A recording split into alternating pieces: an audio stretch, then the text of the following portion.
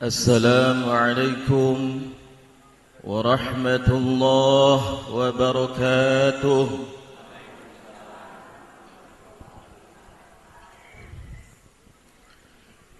Mugi-mugi kang yang jawab salam saya pertama selamat dari neraka,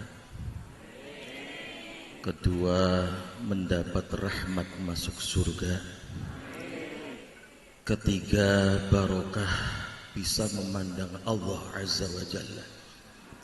Jadi saya ulangi lagi,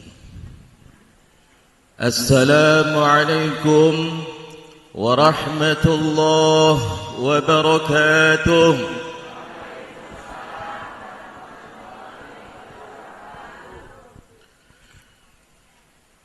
Tatmiman lil witri, saya ulangi sekali lagi. Saya yakin semuanya senang didoakan, betul? Jadi nggak ada salahnya kalau diulang sekali lagi. Assalamualaikum warahmatullahi wabarakatuh.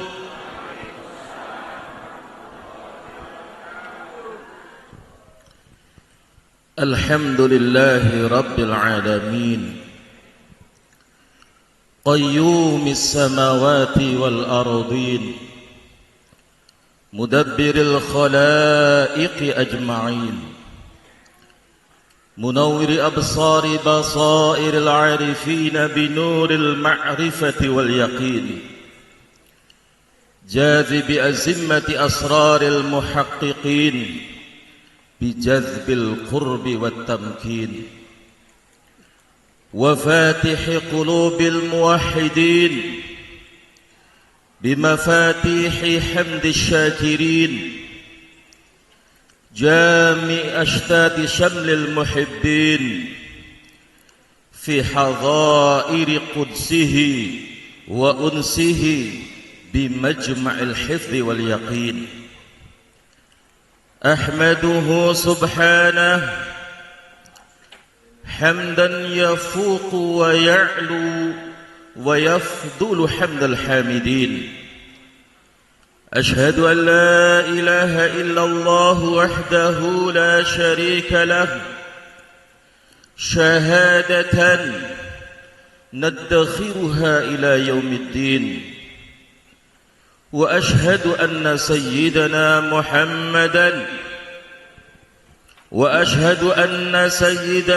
محمدا عبده ورسوله المبعوث رحمة للعالمين. اللهم صل وسلم على سيدنا محمد وعلى آله وأصحابه أجمعين ومن تبعهم بإحسان إلى يوم الدين.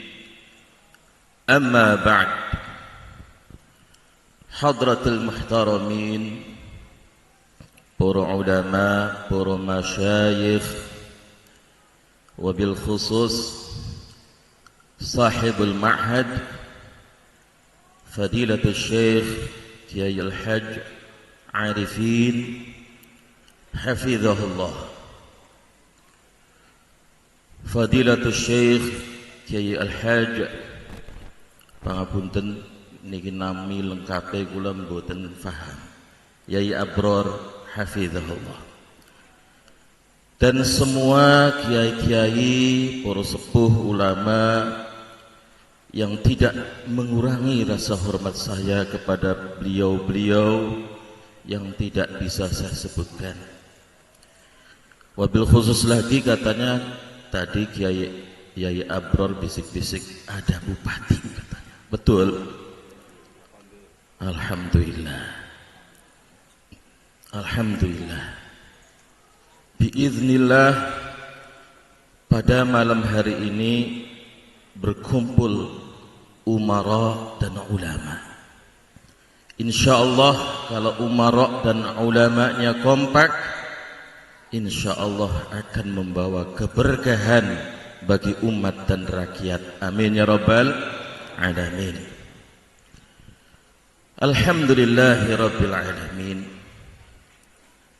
Malam ini atas izin Allah subhanahu wa ta'ala, saya dipertemukan dengan para ulama, dipertemukan dengan para santri, dipertemukan dengan saudara-saudari saya seiman, ukhuwah imaniyah, ukhuwah islamiyah, dan setanah air, ukhuwah wataniyah, dan dari bibit yang sama Sayyiduna Adam alaihissalam, ukhuwah basyariyah. Atas izin Allah subhanahu wa ta'ala, saya bisa tabarrukan dengan para yai yang ada di sini. Seumur-umur saya belum pernah tahu yang namanya Purbalingga. Tempatnya kayak apa, itu enggak ada dalam benak pikiran saya.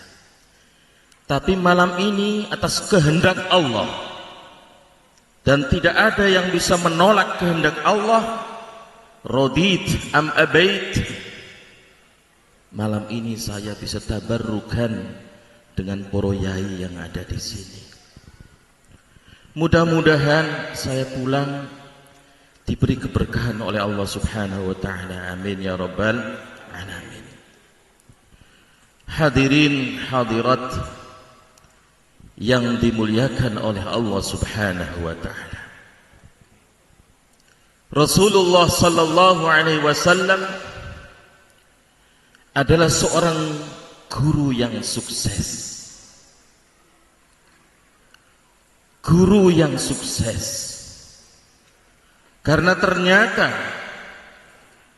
dari bimbingan beliau lahirlah orang-orang yang tadinya sangat jahiliyah menjadi panutan umat seluruh dunia.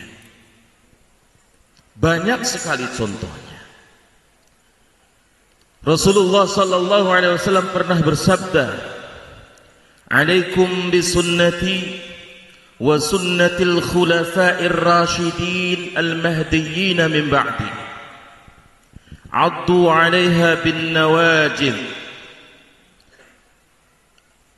Peganglah sunnahku dan sunnah-sunnah khulafa'ur rasyidin setelah aku. Sayyiduna Abu Bakar, Sayyiduna Umar, Sayyiduna Uthman, Sayyiduna Ali radhiyallahu ta'ala anhum. Seakan-akan kalau mengatakan, kalau kalian tidak ikut aku, ikuti khulafa'ur rasyidin, pasti selamat. Rasulullah guru yang sukses karena melahirkan murid-murid yang cerdas, murid-murid yang hebat. Bahkan hampir seluruh sahabat, ashabi kan nujum, fabi ayyihi muqtadaitum ihtadaitum. Kata Rasulullah, para sahabatku itu seperti bintang-bintang di langit. Dengan siapapun kalian mengikuti, pasti dapat hidayah, pasti dapat petunjuk. Umum seluruh sahabat Rasulullah sallallahu alaihi wasallam. Berarti Rasulullah itu guru yang sukses. Kenapa Rasulullah sukses? Ternyata Rasulullah menggunakan satu metode, yaitu metode ma'iyah, kebersamaan. Coba kita lihat, baik ketika ada di rumah, ketika safar, ketika perang, ketika damai, Rasulullah selalu berada di tengah-tengah para sahabat. Rasulullah sholat, sahabat sholat di belakangnya. Rasulullah perang menjadi komandan, sahabat di belakangnya. Bahkan Rasulullah sebagai komandan paling depan menghadapi musuh. Bahkan kata sahabat Ali, ketika peperangan semakin dahsyat, kami berlindung di belakang Rasulullah sallallahu alaihi wasallam.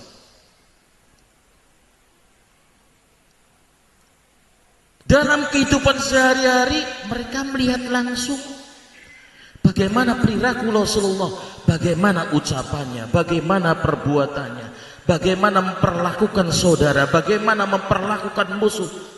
Mithalu hayy, contoh hidup yang mereka lihat sehari-hari. Itu metode ma'iyah, kebersamaan.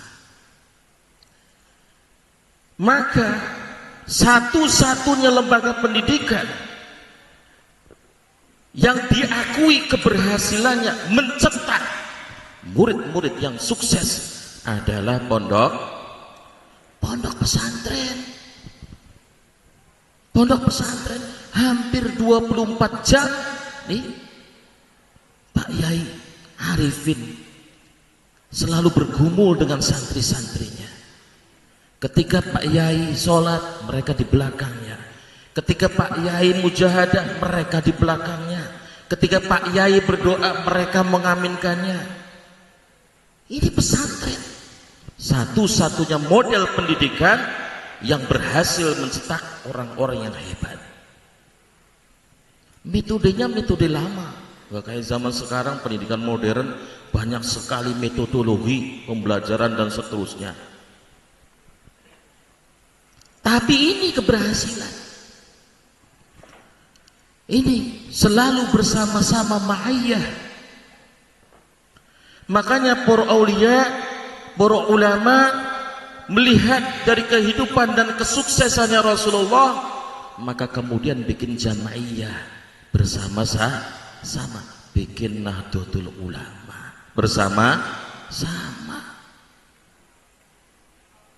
Nanti untuk orang-orang tuanya NU, kalangan sepuh.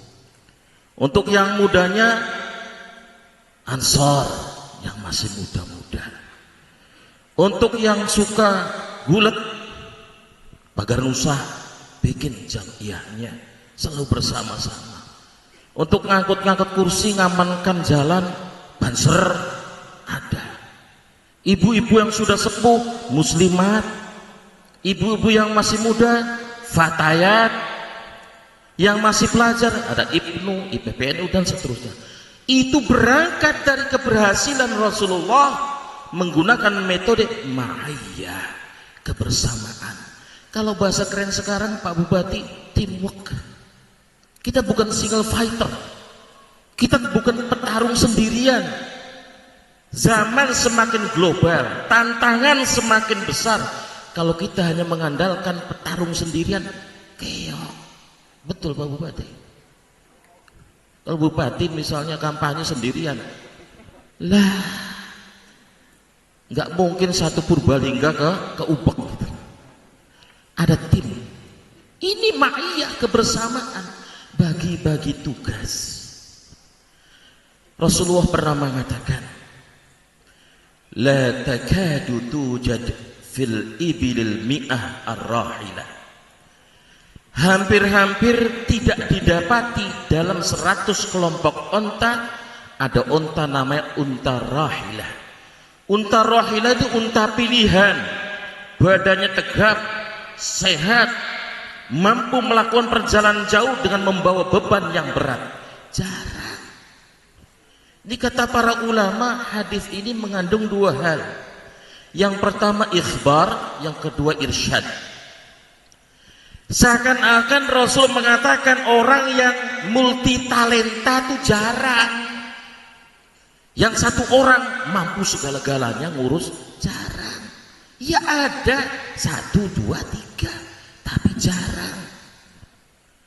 Berarti hadis ini memberi petunjuk kepada kita, kalau begitu bagi-bagi tugas. Nanti saling melengkapi dengan kemampuan dan kapasitas keilmuan yang di bidangnya masing-masing.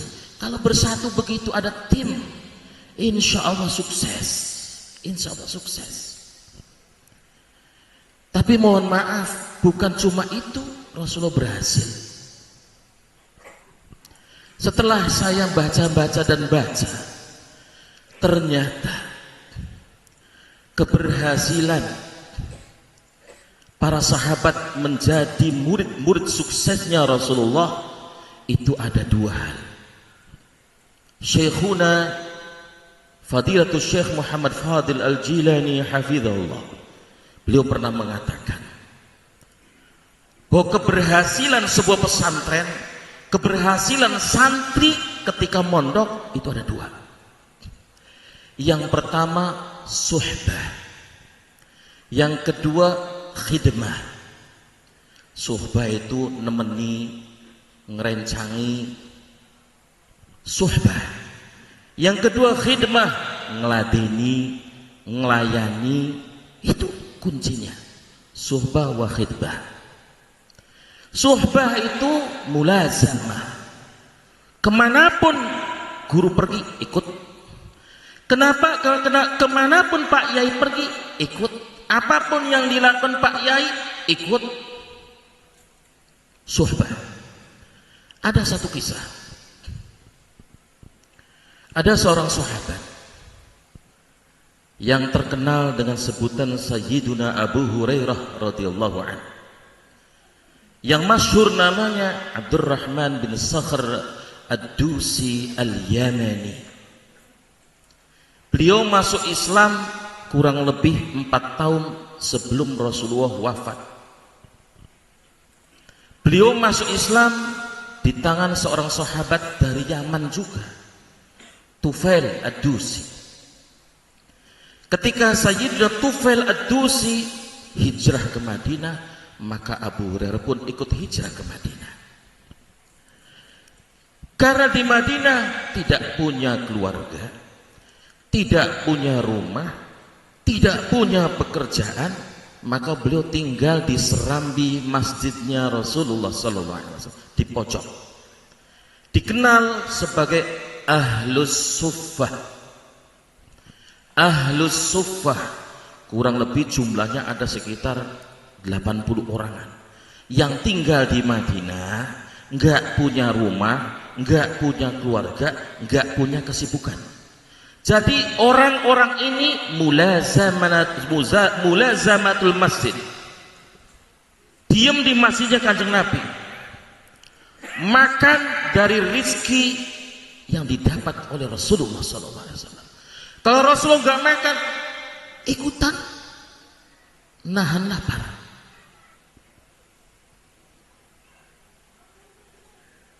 Bahkan sempat sampai 3 hari belum ada rezeki yang datang. Sampai Abu Hurairah ketika ada Abu Bakar Siddiq radhiyallahu lewat, itu disetop, pura-pura nanya. Padahal dalam hati mudah-mudahan saja diajak ke rumah makan. Karena 3 hari belum makan. Ternyata enggak ngajak. Sayyidina Abu Bakar lewat saja. Lalu datanglah sahabat Umar. Kesempatan. Pura-pura nanya masalah. Ternyata enggak ngajak juga. Akhir hari itu diganjal perutnya dengan batu. Makan dari rezekinya Rasulullah. Kalau ada orang memberi sedekah, pasti dikasih untuk sahabat. Kalau ada orang ngasih hadiah, sebagian dimakan Rasulullah dan keluarga, sebagian untuk Ahlus Suffah. Suatu hari Rasulullah ada yang ngasih serantang susu. Wah, alhamdulillah Rasulullah dapat rezeki. Dalam hatinya Abu Hurairah, wah pasti minum duluan, kenyang hari ini. Begitu ketemu Kanjeng Nabi, kata Rasulullah, ya Abu Hurairah, panggil teman-temanmu ke sini. 80 orang kurang lebih. Ya, 1 rantang susu untuk 80 orang ada. Dipanggil semuanya, kasih minum Abu Hurairah. Dikasih minum satu-satu. Biiznillah. Inilah mukjizat Rasulullah sallallahu alaihi wasallam. Barakatun Nabi sallallahu alaihi wasallam takthirut ta'am wasyarab. Yang cuma 1 rantang mampu mengenyangkan lebih dari 80 orang. Terakhir, ya Abu Hurairah, isyrab. Suruh minum Abu Hurairah. Suruh minum yang terakhir. Masih kebagian. Lek lek lek lagi kata Rasul. Lek lek lagi, lek lek lagi. Wah, udah kenyang. Baru terakhir Rasulullah SAW yang minum dari bekas mulutnya 80 ya Allah, Rasulullah, Habibullah, Habibur Rahman. Betapa tawaduknya beliau minum dari mangkok bekas mulutnya berapa? 80 orang. Kan Rasulullah itu mempraktekkan sabdanya sendiri. Sakil qaum akhiruhum syurban. Orang kalau ngasih minum, yang terakhir minumnya, ngasih minum, duluan minum, udah selesai, nih kasihin, salah. Rasulullah terakhir minum, ya Allah. Betapa tawaduknya Rasulullah. Selama 3 tahun saya nggak kemana-mana kata Hurairah. Hanya di masjid saja belajar sama kanjeng Nabi, belajar sama kanjeng Nabi. Karena tahu betapa semangatnya Abu Hurairah belajar kepada kanjeng Nabi. Pernah didoakan, pernah Rasul mengatakan barang siapa masuk ke sarung ini maka tidak akan lupa semua ilmu yang telah dia peroleh. Masuk Abu Hurairah, gak pernah lupa. Bayangkan 3 tahun mulazamah kepada kanjeng Nabi, suhbah kepada kanjeng Nabi. Itu sahabat yang ranking pertama hafalan hadisnya. Ada 7 yang di atas 1000. Nomor 1-nya Sayyiduna Abu Hurairah radhiyallahu anhu. Padahal cuma 3 tahun sebelum Rasulullah wafat. Kata Imam Asyuti dalam Alfiyahnya, sab'un minas suhbi qad naqalu fawqal alfi minal hadithi 'anil mukhtari khairi mudar.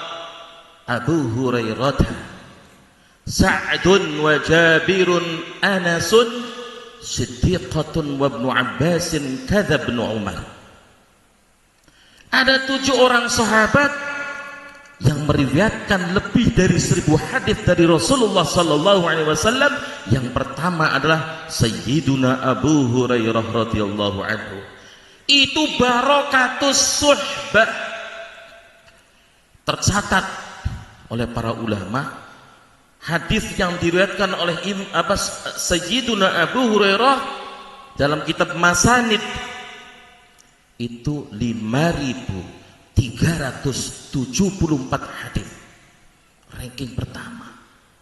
Padahal masuk Islamnya 3 tahun sebelum Rasulullah wafat.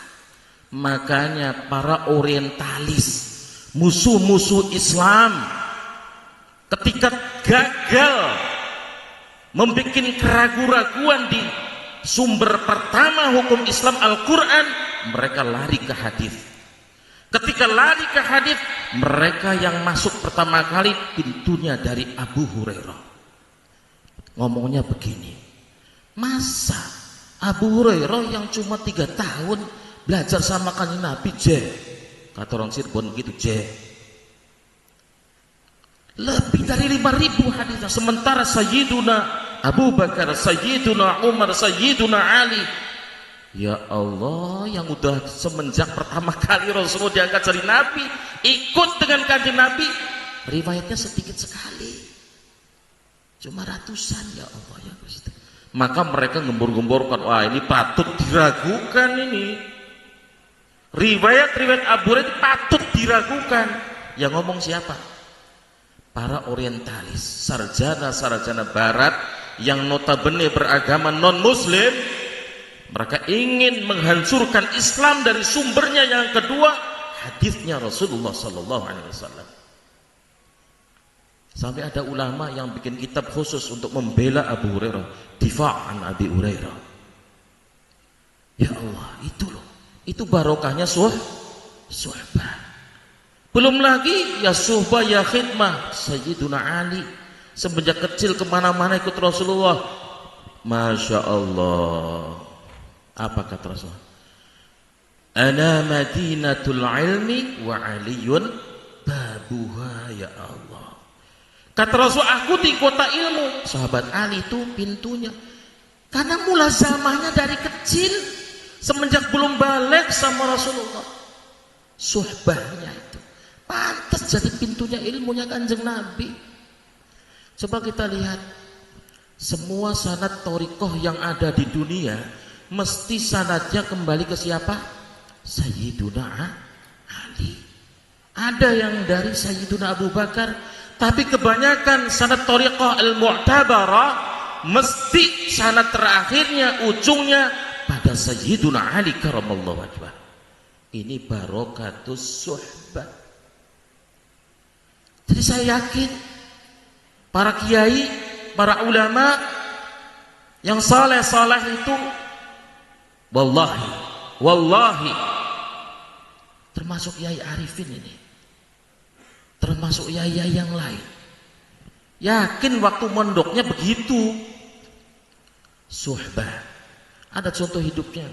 Ada orang tua saya sendiri, Al-Mukarram Kiai Haji Baharudin Yusuf, tahu bagaimana ketika di Gerejo, bagaimana ketika Lasem, dari cerita-cerita beliau dan cerita-cerita orang yang selevel, seleting dengan beliau. Suhbah. Suhbah rasanya di sini. Nempel.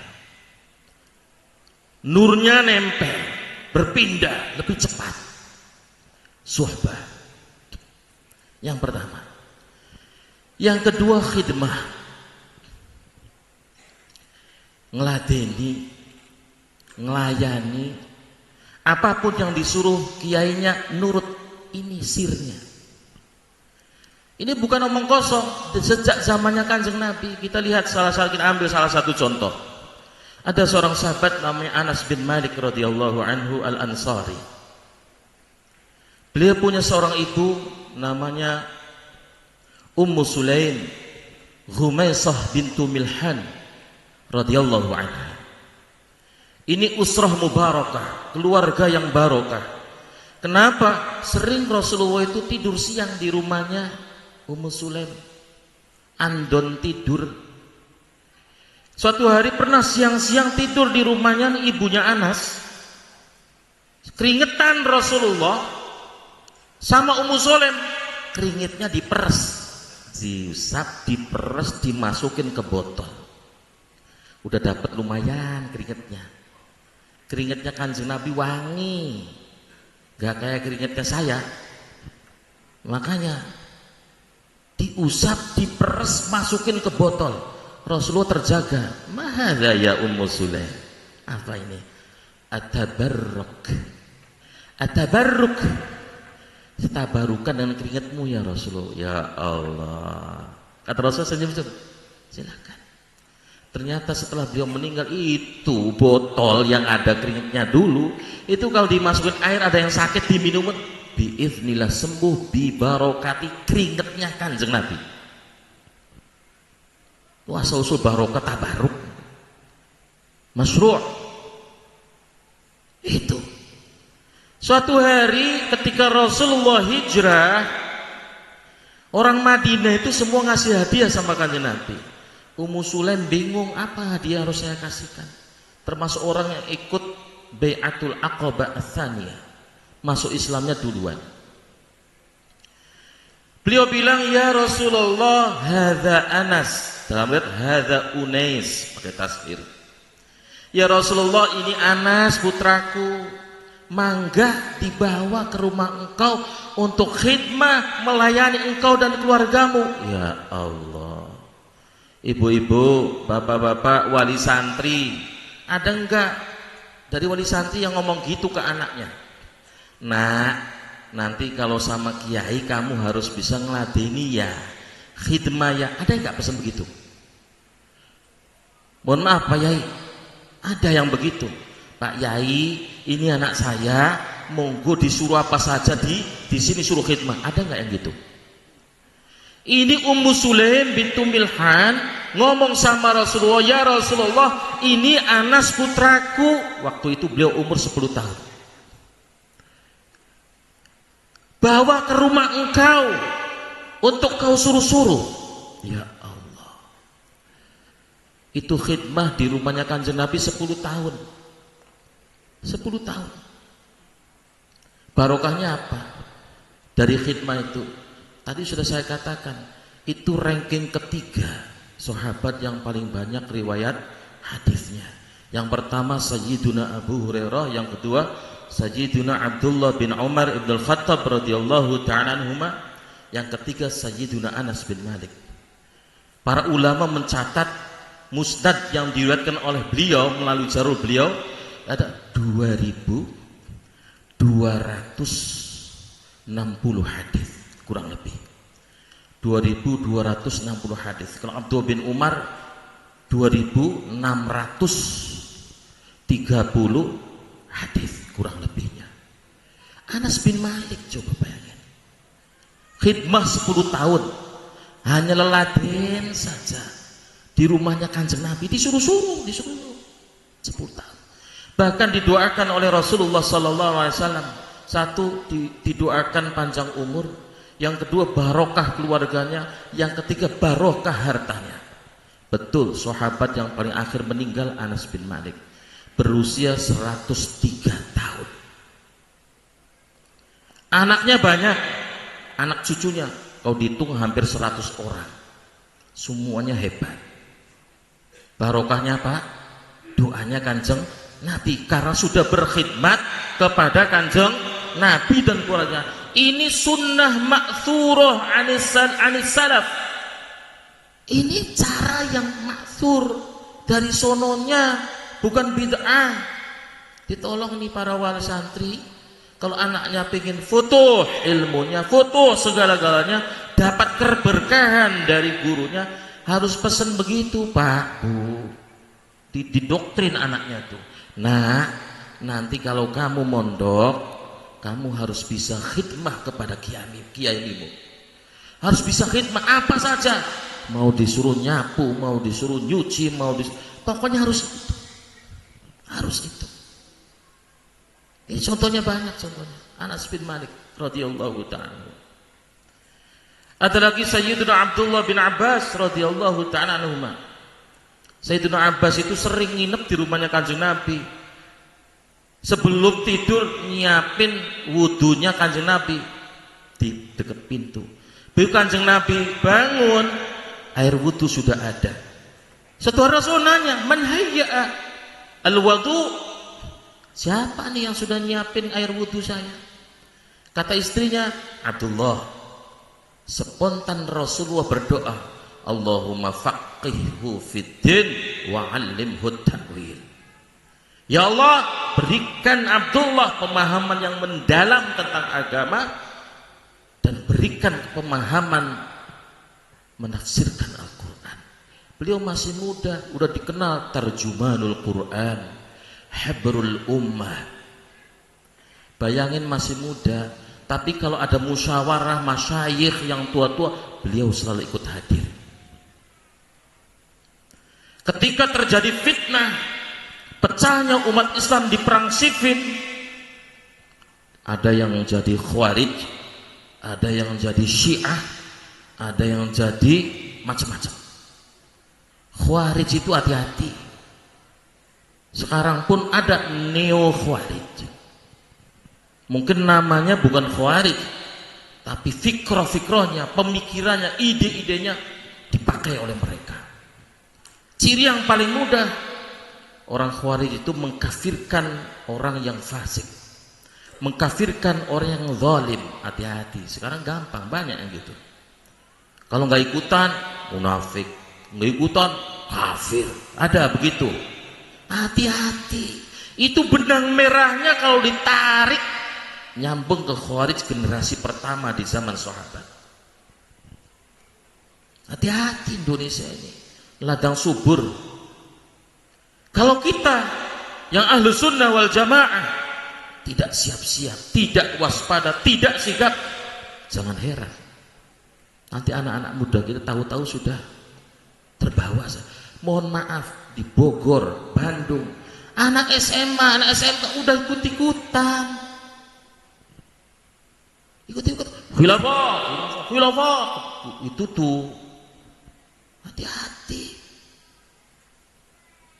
Hati-hati, mereka ahli Quran, Mereka hafal Quran, ahli ibadah, qiyamul lail, suwam, banyak puasa. Tapi kata Raul, sayakhruj min hadza, akan keluar dari orang ini kaum yang ibadahnya mengalahkan ibadah kalian, tapi mereka keluar dari Islam seperti anak panah yang terlepas dari busurnya. Syabal Khawarij. Jadi nanti ada di sini di Indonesia juga, hati-hati. Bibitnya udah kelihatan. Gampang mengkafirkan orang, gampang memunafikan orang, hati-hati. Itu ciri khas.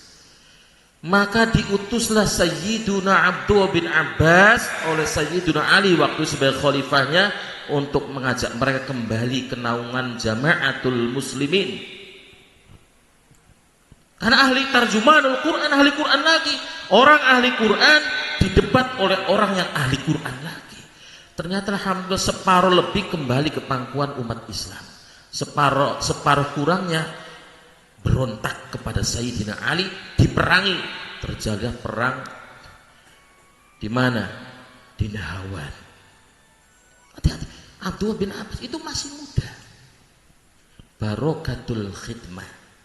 Barokahnya khidmah. Banyak. Ada lagi satu sahabat namanya Rabi'ah bin Ka'ab Al-Aslami. Rabi'ah bin Ka'ab itu punya gaya yang beda juga.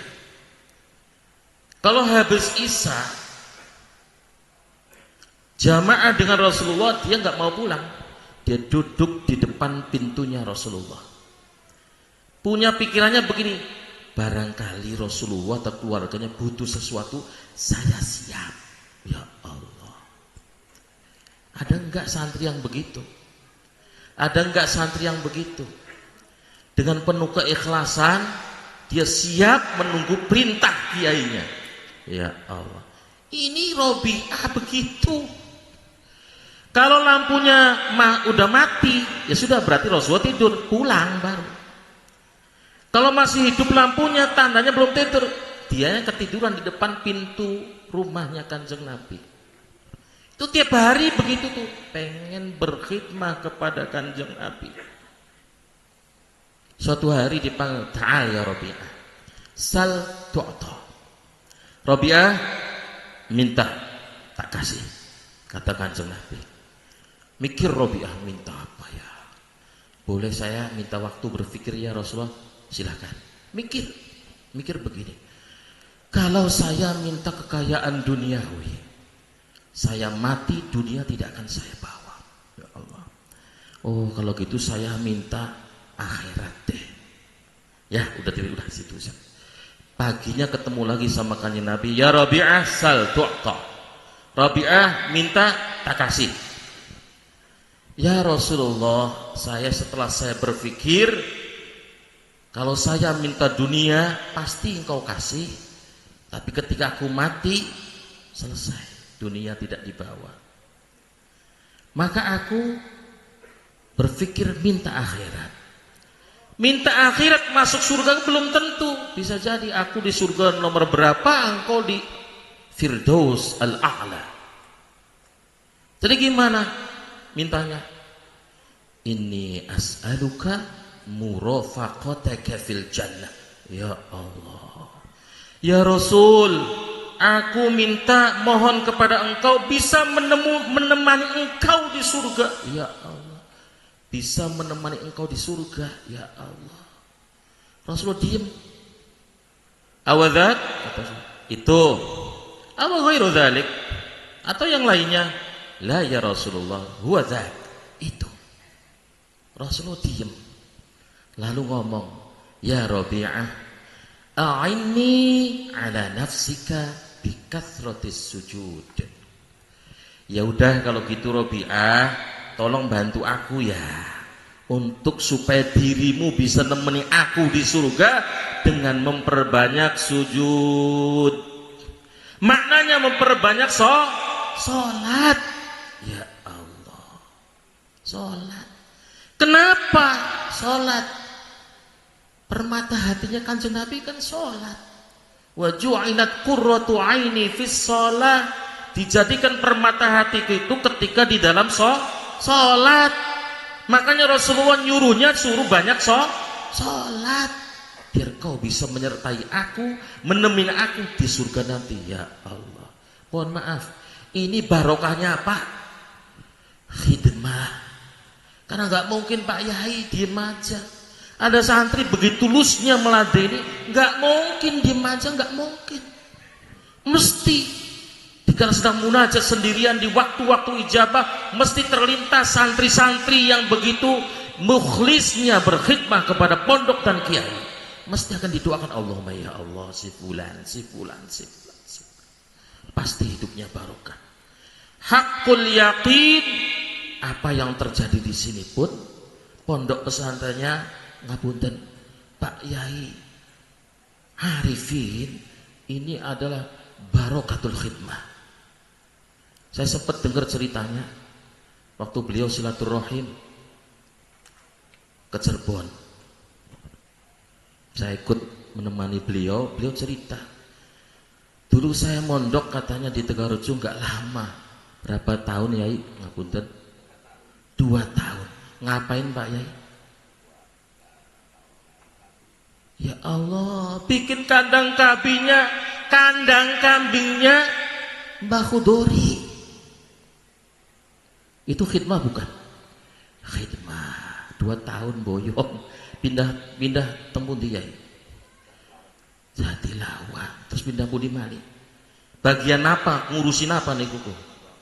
Bagian bangunan, tenaga. Ya Allah ya Rabbi. Di saat santri-santri yang lain khusuk menghafal khusuk, beliau mikiri bangunan. Tapi sekarang realita membuktikan. Anda semua menjadi saksinya. Ini pondoknya siapa? Pondoknya beliau.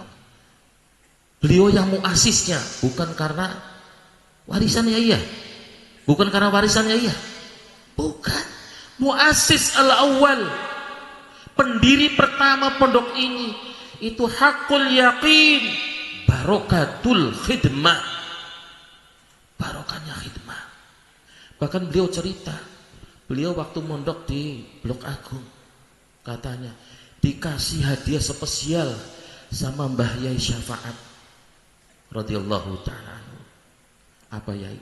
Saya dengar ceritanya, walaupun ngomongnya Jawa tapi saya paham. Ngomongnya saya jawabnya nggak bisa gitu aja. Lo dipai secari kertas, tulisan isinya nopo pengen. Isinya doa-doa. Bahkan disebut ya waladi, buat anakku katanya. Ya Allah. Siapa? Sampai akhirnya itu putra-putra Mbah Yai Syafaat sanadnya dari beliau dapat doa-doa ayahandanya tuh. Sanadnya dari beliau minta di copy tulisannya. Ya Allah. Saya yakin barokahnya apa itu? Barokatul khidmah. Maka tolong para bapak, para ibu yang punya anaknya pesantren, kalau anaknya pengen sukses, doktrin dari sekarang. Kamu harus khidmah kepada kiaimu. Mohon maaf, ini bukan omong kosong. Sejarah membuktikan. Ada seorang ulama besar, bahkan dikatakan wali besar, terkenal sebagai abah guru sekumpul, Kiai Haji Muhammad Zaini Abdul Ghani, abah guru sekumpul Martapura. Itu beliau pernah dawuh, barang siapa yang belajar kepada gurunya ilmu, dia dapat ilmu. Barang siapa yang belajar dari gurunya wiridan, lalu dia amalkan itu wiridan, maka dia dapat nurul aurad, cahayanya wiridan, al-kasyaf kata beliau. Tapi barang siapa yang berkhidmah kepada gurunya, dia akan mendapatkan al-barakah wal karamah. Itu yang ngomong bukan sembarang orang. Wali besar, diakui di Yaman. Ketika beliau kemarin haul, yang hadir jutaan dari berbagai negara, bukan cuma Indonesia. Bahkan haulnya diperingati di Tarim Hadramaut. Orang besar itu ngomong begitu. Itu sebelum wafatnya. Barang siapa yang berkhidmah kepada gurunya, maka dia akan mendapatkan al-barakah wal karamah. Ya Allah, Hakul yakin. Hakul yakin. Buktinya ada, bukti hidupnya. Saya yakin. Bapak saya, mertua saya itu barokatul khidmah. Beliau dalam di Mbah Khudori. Sampai sekarang dapat cucunya, mantunya itu cucunya Mbah Khudori. Dari Tulung Agung.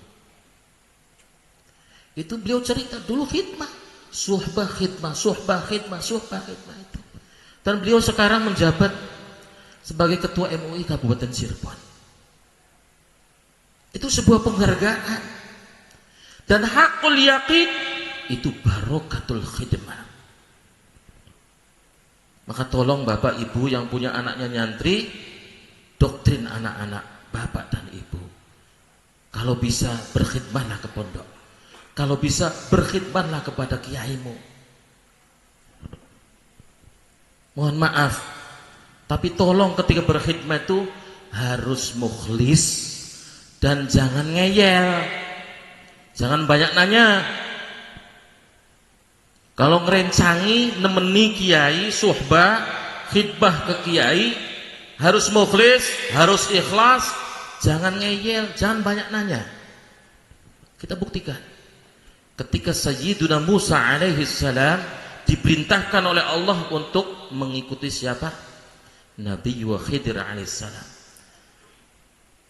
Mukhlis, tapi ngeyel, iya. Disuruh jangan nanya, nanya lagi. Sampai Rasulullah sambil senyum-senyum di dalam riwayatnya tafsirnya tuh. Lau kana Musa sabiran la'alimna katsiran, kata Kanjeng Nabi. Aduh, seandainya Nabi Musa itu ya sabar, suhbah menyuhbahi Nabi Khidir, seandainya dia sabar, kita akan belajar banyak dari perjalanan itu. Kata Kanjeng Nabi, nggak sabar, ngeyel, suka nanya. Ah, kiai ini nyeleneh, jangan, nggak usah nanya, dim. Itu santri nih harus doktrin. Kalau suhbah khidmah, jangan ngeyel, jangan suka nanya yang neko-neko. Pokoknya sam'an wa ta'atan, ikuti dengan ikhlas. Insya Allah dapat barokahnya ilmu, barokahnya kiai, al barokah wal karamah. Saya teringat dikisahkan di Kuningan itu ada sebuah desa namanya Ciwedus. Kiainya Abah Sobari namanya. Abah Sobari itu santrinya Mbah Khalil Bangkalan radhiyallahu ta'ala. 8 tahun mondok di Mbah Khalil, pangapunten Yai Arifin. Tugasnya ngangon wedus. 8 tahun tugasnya ngurusi kambingnya Mbah Yai Khalil. 8 tahun. Karena dirasa sudah lama, ayahandanya datang dari Kuningan, datang ke Bangkalan.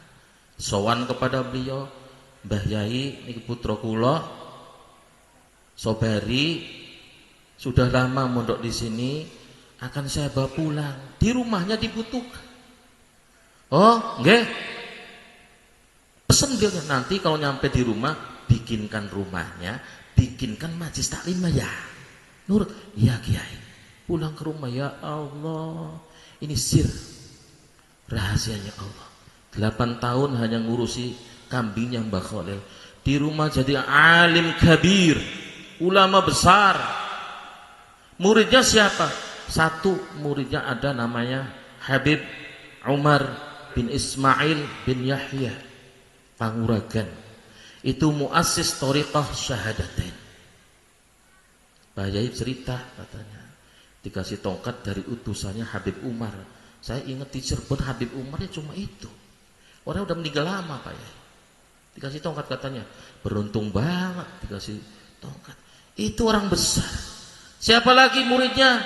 Abah Syekh Al-Habib Syekh bin Abi Bakar bin Yahya Jaga Satu, termasuk muridnya. Abah Idris itu kiai besar di Kuningannya.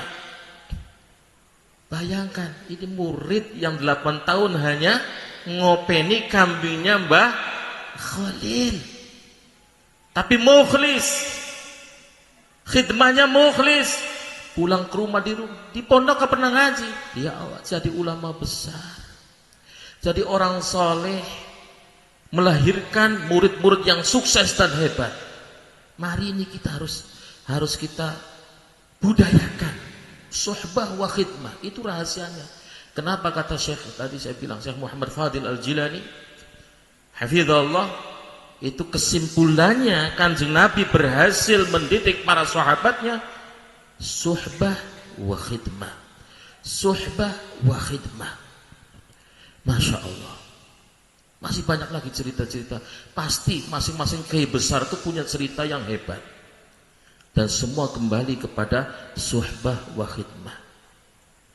Oleh karenanya saya kesini ini tabarukan sebenarnya. Sebenarnya yang ngaji itu Al-Walid, karena beliau kondisi fisiknya lagi uzur, bicaranya lambat dan agak berat, cepet capek. Masa diajak ayo saya ngajak ke sana, mau makan mau apa, udah yang penting ikut aja. Ya saya khidmah kepada orang tua, mudah-mudahan saya kesini dapat barokah gitu aja, dapat doa dari para yai yang soleh-soleh, pulang tambah barokah gitu. Amin ya rabbal.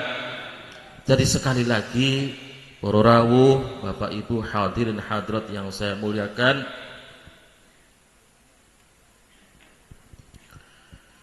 tidak lain saya niatkan bersilaturahim kepada saudara-saudara saya di sini seiman, setanah air, sebangsa, dan satu bibit dari satu orang. Mari kita jaga NKRI, jaga persatuan. Jangan sampai ada orang-orang yang gak jelas tahu-tahu merasa paling berhak dengan NKRI. Mohon maaf, istimewanya pondok ini ya, itu masih dikenal dengan kesanadan ilmu. Sanadnya ilmu masih dijaga. Kalau dalam mustalah hadis, sanad itu silsilatur rijal al-musilah ilal matan, mata rantai rawi-rawi yang bisa menyampaikan kepada matanya hadis, yaitu sumbernya Kanjeng Nabi. Di NU, di pesantren masih dijaga sanad keilmuan. Mbah Yai Arifin sanad ilmunya ada dari Tegarjo, ada dari Pangapunten Blok Agung ya, Yai Mbah Yai Syafaat. Mbah Yai Syafaat sanad ilmu dari mana? Dari Mbah Hashim Asy'ari. Mbah Hashim Asy'ari sanad ilmu dari mana? Dari Mbah Khalil. Mbah Khalil dari mana? Selang ke Mekah nanti, nyambung sampai kepada Imamuna Asy-Syafi'i radhiyallahu anhu, sampai kepada Sayyiduna Muhammad sallallahu alaihi wasallam. Ini sanad keilmuan. Lalu ada orang-orang yang muda-muda nggak jelas sanad keilmuannya, ngaji di mana, toling ngerasa paling pinter, paling bener, menyalahkan kiai-kiai sepuh, membid'ahkan amalia NU, mengkafir. Ya Allah, menyesatkan sampai mengkafirkan. Mereka bilang apa? Orang yang suka ziarah kubur itu katanya ubadul kubur, katanya ngeri banget. Ya Allah, penyembah kuburan katanya, makanya musyrik. Mereka orang-orang baru yang nggak ngerti, sanad keilmuannya nggak jelas, nggak bisa dipertanggung. Jangan-jangan sanad keilmuan dari Mbah Google ini. Mondoknya di mana? Pondok YouTube. Nggak jelas, nggak bisa dipertanggungjawabkan. Kalau kita alhamdulillah nih di Darussalam di sini nih, jelas sanad ilmunya dari mana, bisa dipertanggungjawabkan, bisa dipertanggungjawabkan fit dunya wal akhirah. Hati-hati, sebab sanad itu penting, karena kekhususan umat Islam itu sanad. Kata Ibnu Hazm, khususiyatu hadhil ummah al-isnad. Keistimewaan dan kekhususan umat ini ya sanad. Sanad keilmuannya jelas sampai ke Kanjeng Nabi. Sampai-sampai Imam Abdullah bin Mubarak pernah mengatakan, al-isnad minad din. Laulal isnad laqala man syaa ma syaa. Sanad itu bagian dari agama. Kalau nggak ada sanad, siapapun bisa ngomong seenaknya. Nggak jelas sandarnya, kata siapa, harus jelas. Pangapunten, dulu ketika terjadi fitnah pertama di umat Islam, Itu para sahabat sudah mulai sadar. Ada orang ngomong begini, qalu sammu lana rijalakum. Kata Ibnu Sirin, Imam Ibnu Sirin, sammu lana rijalakum. Kamu ngomong gini kan, dari mana kamu? Siapa yang meriwayatkan ini? Kalau ternyata ahlu sunnah diterima riwayatnya, kalau ahlu bid'ah ditolak. Penting di sini. Alhamdulillah, tradisi pesantren kita di Nusantara jelas sanad keilmuannya sampai kepada Kanjeng Nabi. Hakul yakin, hakul yakin. Pokoknya melu kiai, nurut kiai, bisa dipertanggungjawabkan fid dunya wal akhirah kesadarannya. Itu yang kedua, tradisi-tradisi yang ada di pesantren ini akan tetap terjaga. Tapi hati-hati kalau kita hendak waspada, banyak kelompok yang transnasional baru berumur sekian tahun ke Indonesia, kena ngerasa paling pinter, paling bener, paling ngerasa berhak dengan NKRI dan seterusnya. Lah, emang dulu siapa yang berjuang? Kamu, para kiai. Ya Allah, ya Gusti. Ini hati-hati Pak, tolong hati-hati. Sekarang mereka lagi menyerang generasi muda yang haus keilmuan, haus keislaman, dengan diiming-imingi surga. Surga langsung, surga. Nah, jangan heran, yang bom bunuh diri itu anak-anak muda itu. Kan dijanjikan apa? Surga gitu loh. Bunuh surga langsung. Yes. Ya jihad fisabilillah aja. Ya orang mateni, bunuh ya orang muslim sih, kok surga gimana? Jelas Quran, man qatala mu'minan muta'ammidan fajaza'uhu jahannam. Barang membunuh seorang mukmin dengan sengaja, jahanam. Surga apaan? Surga nenek moyangmu ya. Iya kan? Ya, hati-hati, mereka gerah. Mungkin secara di permukaan mereka dilarang, udah dibubarkan, tapi bergerak terus di bawah tanah, menyebarkan doktrin-doktrin, dan ini bahaya. Kalau kita nggak waspada, bahaya. Jangan sampai NKRI disuriahkan. Jangan sampai NKRI dijadikan seperti Irak, seperti negara-negara Timur Tengah yang porak-poranda oleh mereka. Mari bersatu, mumpung ada Pak Bupati ini. Jaga persatuan, jaga perdamaian, jaga ketentraman. Nggak mungkin kita ngamalin iman kalau nggak aman. Nggak mungkin. Cukup dulu orang tua kita saja, nenek moyang kita. Sholatnya lari-lari takut kena bedil gitu, dor lari, boom. Ya Allah, mari mudah-mudahan pertemuan saya dengan para yai, para ulama, hadirin hadirat diridhoi oleh Allah Subhanahu wa taala. Amin ya rabbal alamin. Mendapatkan keberkahan, amin ya rabbal alamin.